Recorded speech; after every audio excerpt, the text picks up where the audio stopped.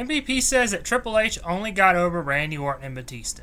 Since Triple H took over after WrestleMania 40 2 years ago, yes, the creative's lesser than, and the product's not watchable to a lot of people to where some people have quit watching wrestling. I'd say over the last 20 years to me, wrestling's slowly gone down that road. MVP and Bobby Lashley are among other wrestlers who have left WWE over the last 2 years. When it comes to guys Triple H got over, Randy Orton and Batista were both in evolution. Randy Orton's had about a 25-year career. How he slowly rose to the top between 03 and 05. In 07, 08, you started to see Randy Orton was kind of comfortable with the world title. Batista by 05 won in the Rumble, won in the World Heavyweight title, and beaten Triple H three times actually. To where you would see how Batista would slowly rise to the moon. So those two I would agree with. Is there anyone else? People would like to say, well, Chris Benoit. Chris Benoit got over more to do with Kurt Angle and Brock and SmackDown and how he was getting over with the audience and wrestling other people like Rhino, A-Train, and Eddie Guerrero. And by the time he won the Royal Rumble in 2004, Benoit was really over to where it was like, wow, this is amazing. So I think it was like Cody's story, how Cody beat Seth and Brock and winning the Rumbles. And by the time Cody finally did it, it was like, this is huge. I think Benoit was the same thing, to where Roman was to Cody what Triple H was to Benoit. It was a huge moment when Benoit finally did it. The problem with Benoit winning it is you would see over the summer why Randy Orton would end up beating him, but Randy wasn't ready, is that Benoit didn't have much character, wasn't that entertaining, really couldn't talk and connect, and he was supposedly, from what I've heard by Bruce Pritchard and others, he wasn't a draw as world champion. He did beat Kane that summer. He did beat Triple H a couple times. There's a classic Iron Man match if you want to go watch something. Randy Orton did end up beating him at SummerSlam that year. In 05, Triple H did beat Benoit a couple times, and Benoit, 06 into 07, he had a big help in hand in Mr. Kennedy and MVP's career, but he was back in the mid-card before he went to ECW, and then you know the tragic 3 days. I don't think really Triple H had much of a helping hand in Benoit's career as in him being on SmackDown and teaming and feuding with Kurt Angle or Brock Lesnar. I'm going to say no on Benoit.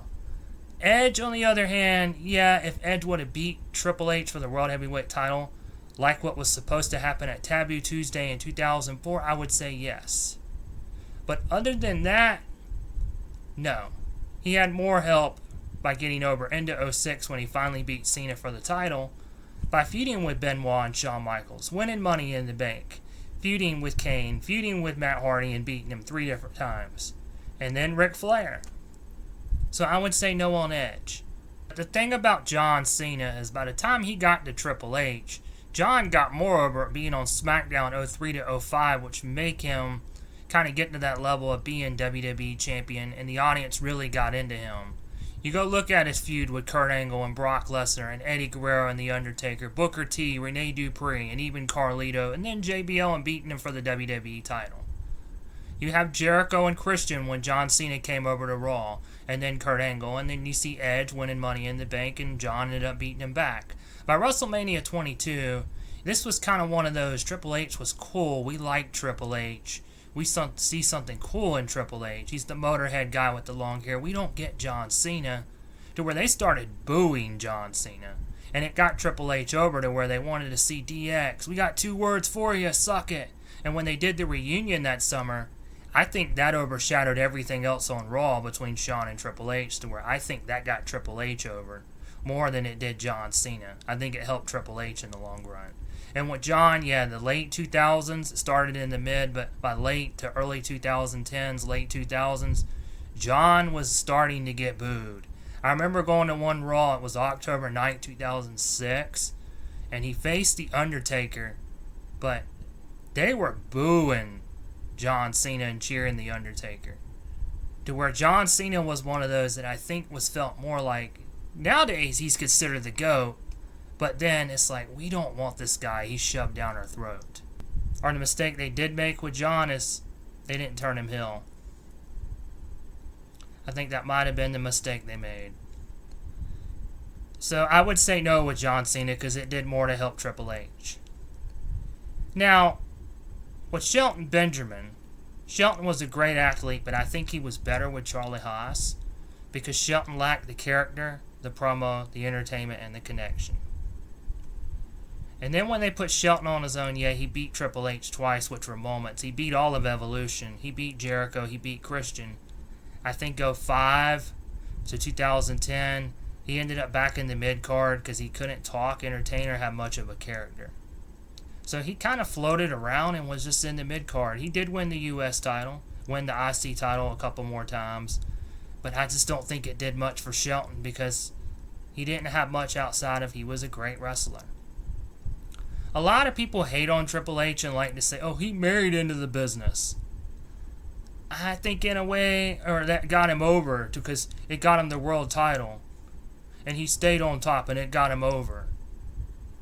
Well, I'll just say this. He was already a 4-time champ before they put him and Stephanie on TV together and won the title 7 times by the time he married Stephanie in October 2003.